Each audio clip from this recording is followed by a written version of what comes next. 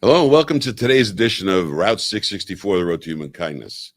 I'm your host, Les Winston, and I'm with you every Thursday from the beautiful studios down here at Community News Network in South Miami. We are broadcasting live now, but this is replayed on our radio programs that you can hear on Route664.org radio. This is a project of the Endow American Network Foundation. That foundation has as its objective to change the way we are doing things financially in the country. We want to change from 30 trillion in debt to 30 trillion in endowment, that endowment to be held in the communities by the non-governmental organizations so that they can support themselves going forward. I want to talk to you a little bit about something to kind of wake you up.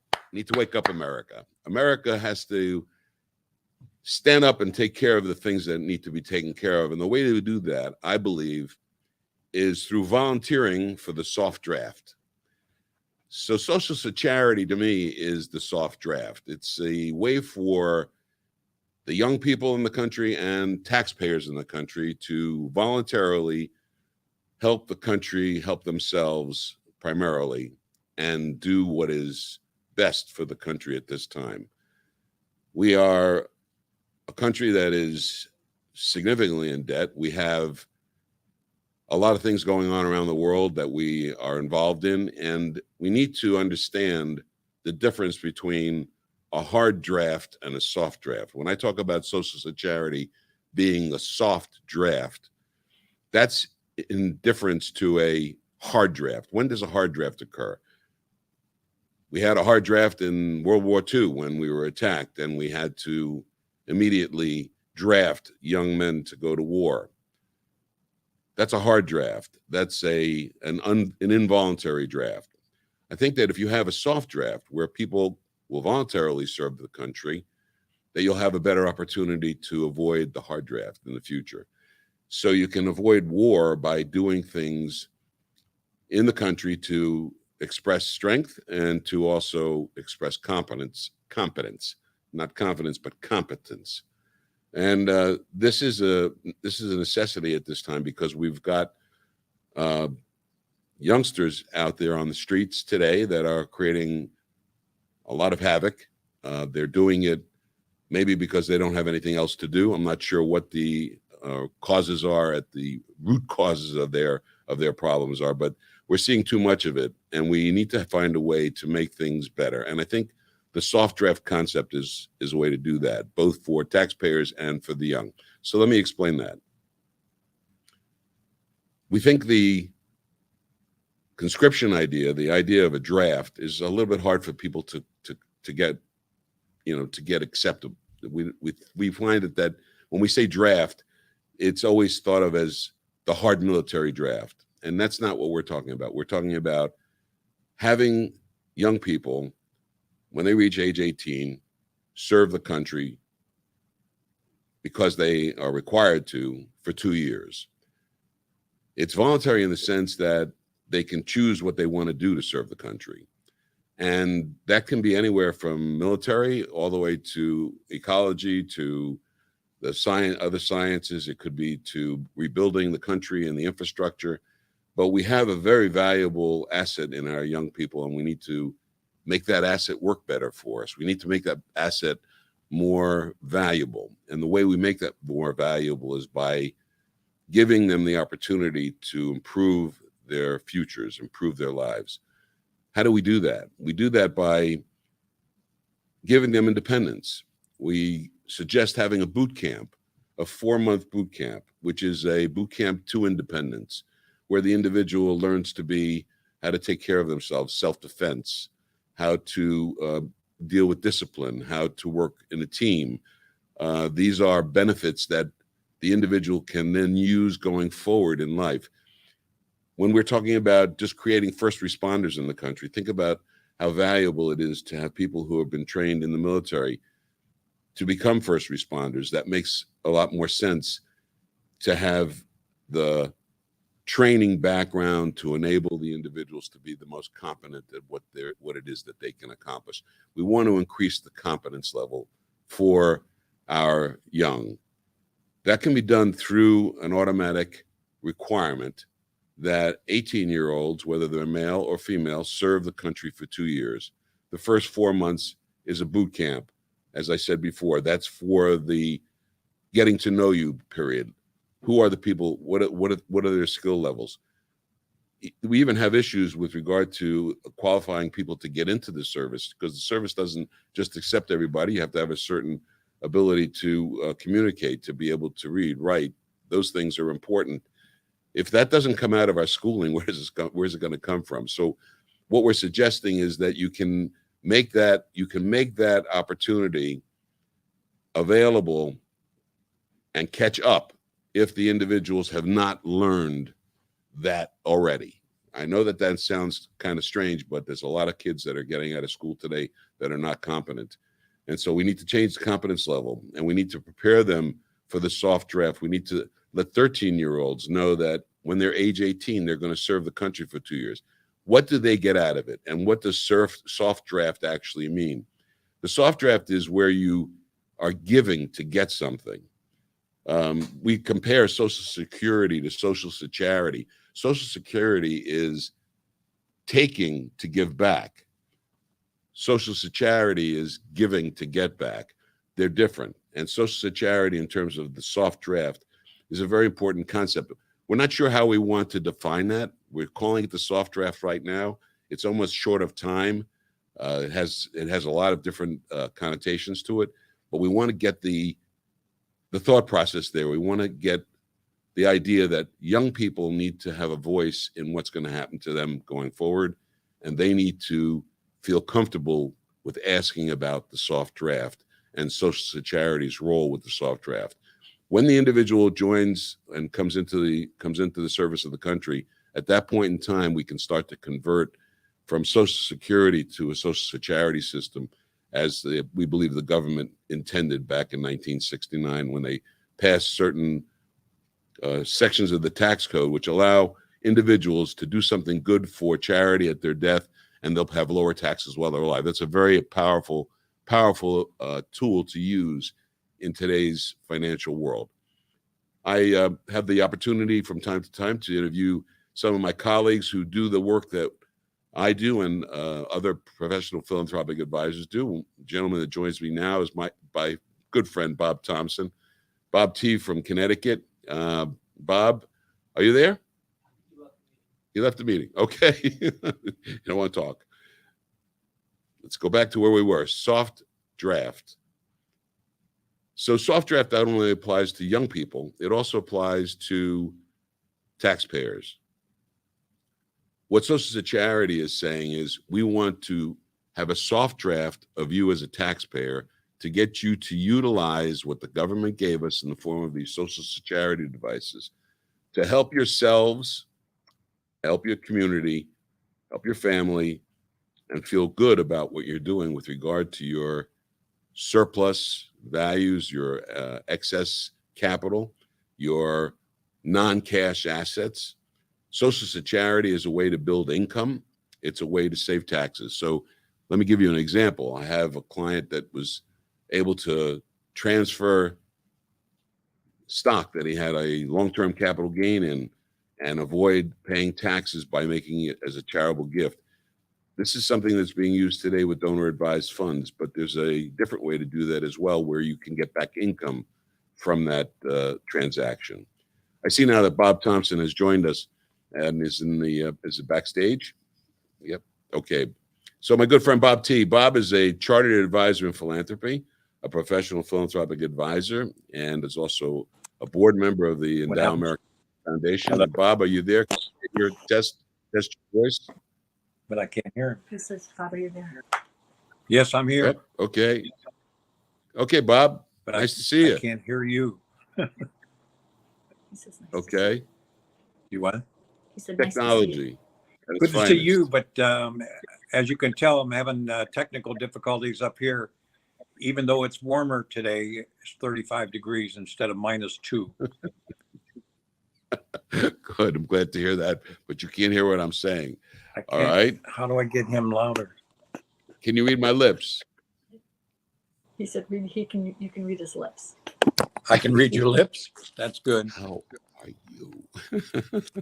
All right. Well, this is going to be a hard way to communicate What? with lip reading. Place not so you don't have to hear the road.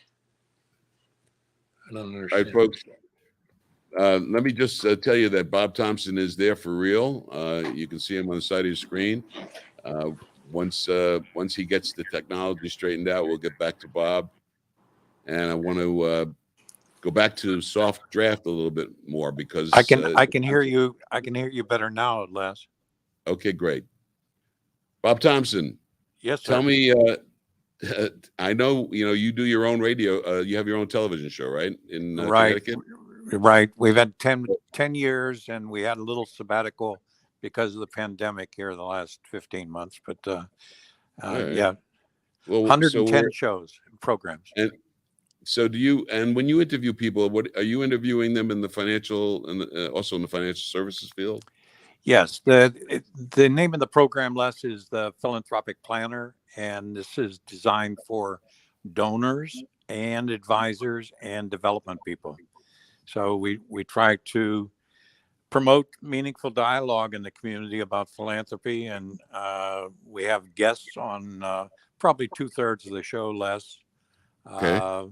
And they can be attorneys, accountants, planners, whatever. I think one of my more interesting programs a number of years ago was with a priest and a rabbi on the same show, and Really? that I look back on that quite honestly, and you and I have known each other for a number of years, relating to philanthropy and so on. But this was an exciting show, and we talk about it, and I still have people who remember the show where we talked about Christian Judeo values and so on, and charity on the Christian side, and tzedakah on Right. the Jewish side, and it was just real quick, 30 seconds. I got as much a kick out of this in that both of them knew each other's religion more than anybody else did, and they got into philosophy, and they got on into community and charity and that type of thing,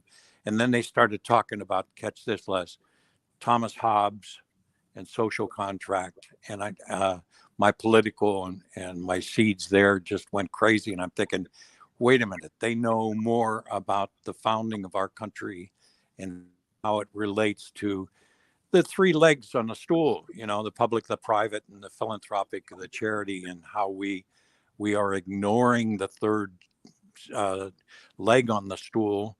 On philanthropy, we're dependent more on government, and we need to get back to those values of the supporting the community, and not just widows and orphans, but the good that needs to be done in the community. And I don't know if you remember. Do you remember the magazine, The Benefactor? Yes, I do actually. Yes.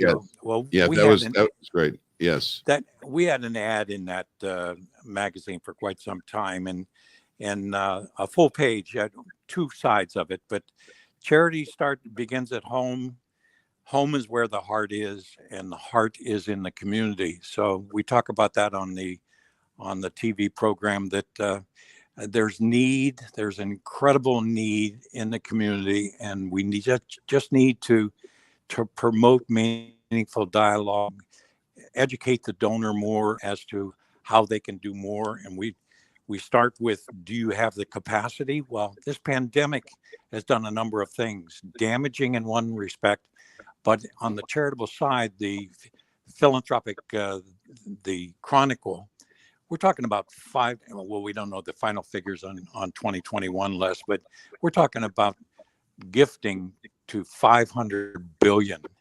And that doesn't count the quantitative value of volunteering. We can be philanthropists in a number of ways. You don't have to be ultra rich. We can be a philanthropist in volunteering. So there's a lot to be said here, and I congratulate you on your efforts with social charity, and it just it's an exciting time, but it's very, very important that we get this message out. Well, we're trying to make it easy to utilize. We want to make it easy to understand. Right. The same way that 401ks are in the public lingo and Right. 529 plans. We want to use Section 664 of the tax code. Yeah. Let people know that it's available out there, plus other sections that were similar. We call all of those socials to charity, as you know. Right. Those are the Right. charitable gift annuities and child remainder trusts and pooled income funds. And they all do the same thing. They all provide income going forward. But I wanted to go back to the philosophical side of the philanthropy. And because one of the things I was talking about before we got engaged on the program was this idea of the soft draft, where people voluntarily do things to serve. Why do you Right. think that's not the message that's going out today? Why aren't we seeing more people picking up on this idea of serving the country? Do you think that people are getting to the point where they understand that government can't do everything? Well, I think the dynamics include a lot of different parts there. I think this 2-year pandemic thing, people are closed in, not only physically, but I think mentally, and I think that has frustrated not only the individual, the donor, the individual that wants to know more, wants to make that gift or have a significance in life of giving back to the community. But I think it's been restricted in many ways. I think in part because of the pandemic. I think we get a lot of noise out there that we have factions and we have fractures in the factions and that kind of thing. So people are torn between different issues, and that's not healthy with respect to all these charities and the good that needs to be done. But I think frustration comes a little more exaggerated, less because of the pandemic. I think we'll get out of it, but it's going to take an effort. So the political fracture that we're in, do you see that the socio-political fracture will eventually change to some socioeconomic benefit? That we will be seeing a country that is able to heal itself from within by the people taking control? I hope so. I think and I'm an optimist. Always have been on the positive side. And I believe that going back to the founders, for example, and everybody that they studied throughout history, thousands of years and so on, people are people, and the pendulum will swing back and forth and back and forth. And I think what you're asking is, do we see, or do I hope that the pendulum in the near future, I hope, starts to swing back? And I'm seeing that. I'm seeing women, for example, and it doesn't have to be widow. It can be younger women gifting more today. We're seeing donor advised funds created at a younger age, and a lot of them that we didn't see 5, 10, 15 years ago because of this male dominance that's there, and the spouse, the woman couldn't say anything, but they're coming and gifting more. At least that's our experience with our planning firm. So, Bob, unfortunately, the video that we're showing right now is of a part of you. I'm not sure. It looks like it's that could be my ear,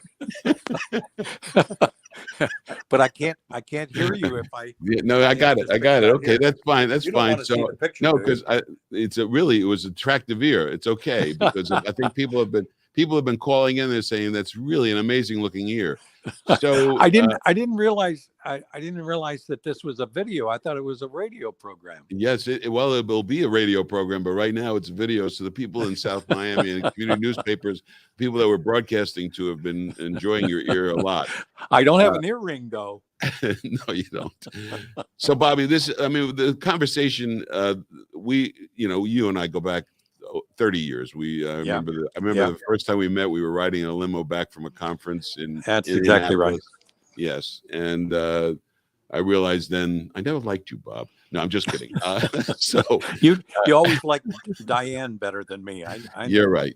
Absolutely. So we have a long history, but over that time, things things haven't really changed a lot from the standpoint of the public's use of what we were learning about at that time. And so, of course, this program and the things that we're doing with the Endow America Network Foundation, which we thank you again for your service as a board member. It's a very important part of being in service to the community and being a good steward. So what we're all about is trying to make the change, get the people to get to know this a little bit better.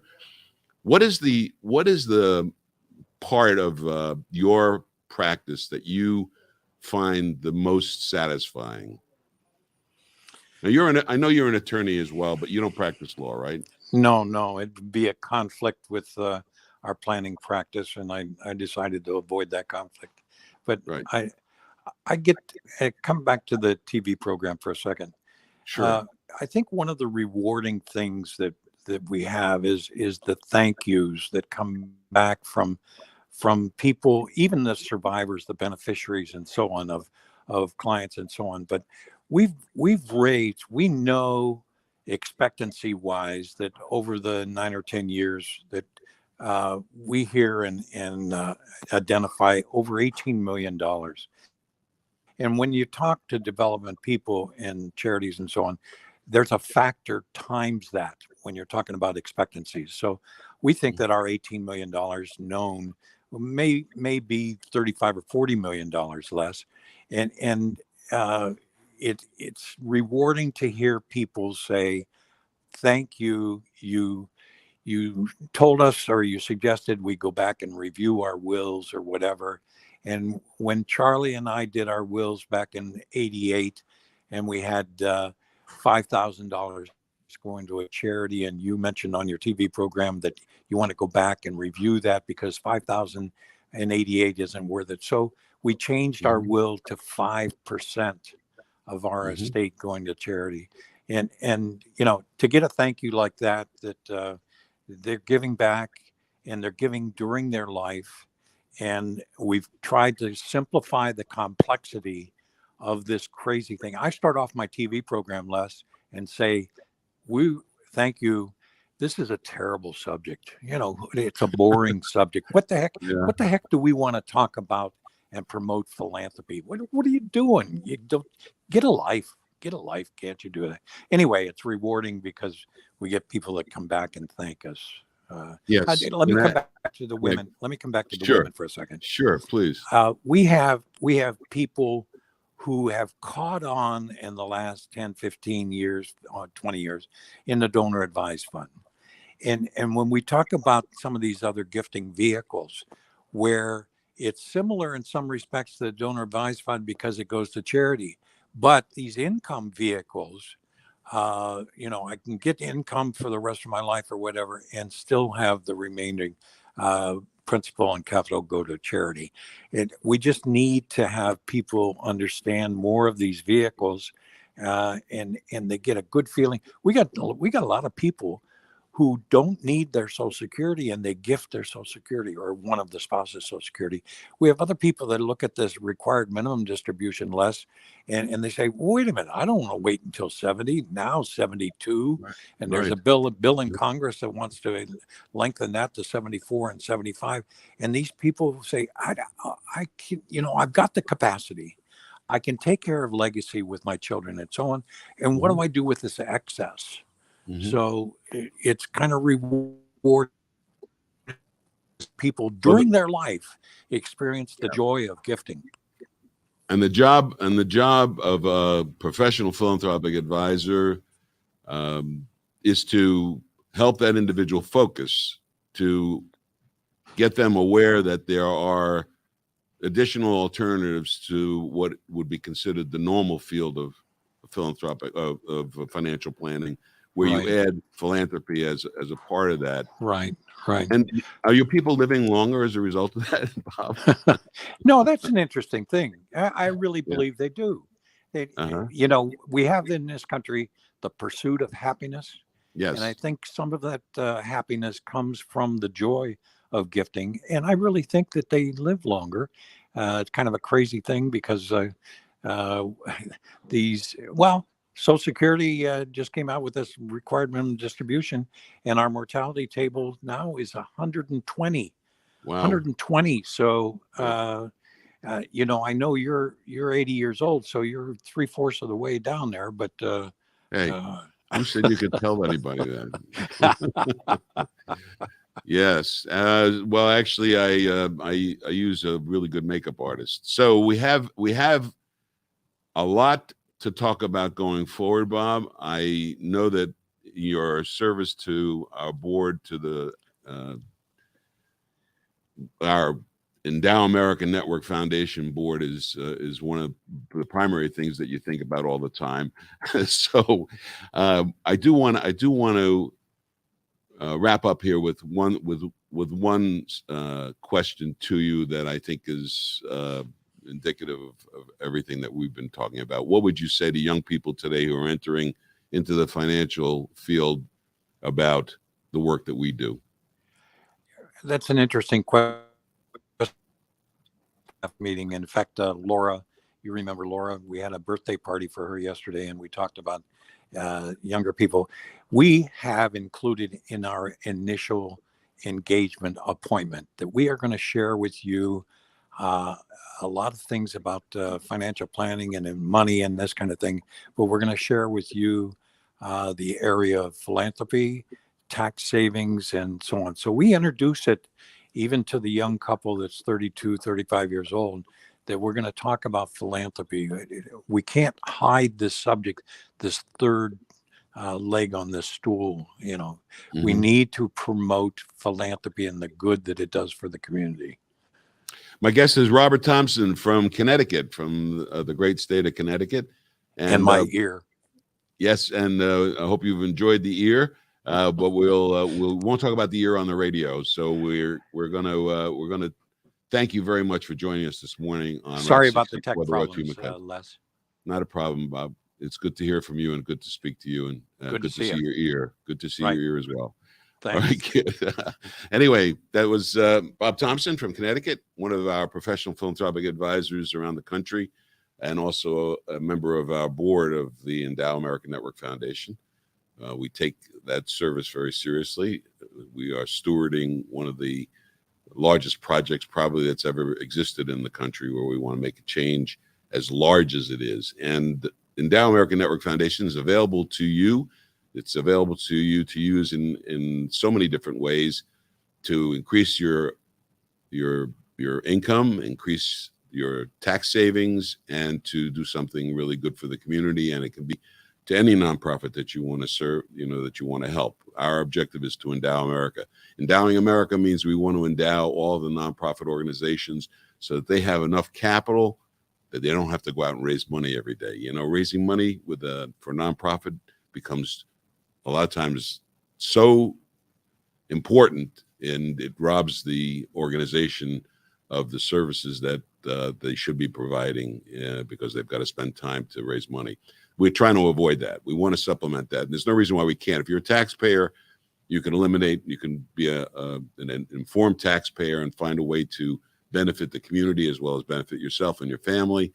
And you're not duty bound to pay the most that the law extracts. You have the right and privilege to reduce your taxes as much as legally possible. And that's not my words. Those are the words of the Honorable Learned Hand. I'm going to leave you with that on this show today. Route 664, the road to human kindness. We'll be with you again, same time, same station next week. And listen to our shows on Route 664 Radio. You can find it at route664.org/radio.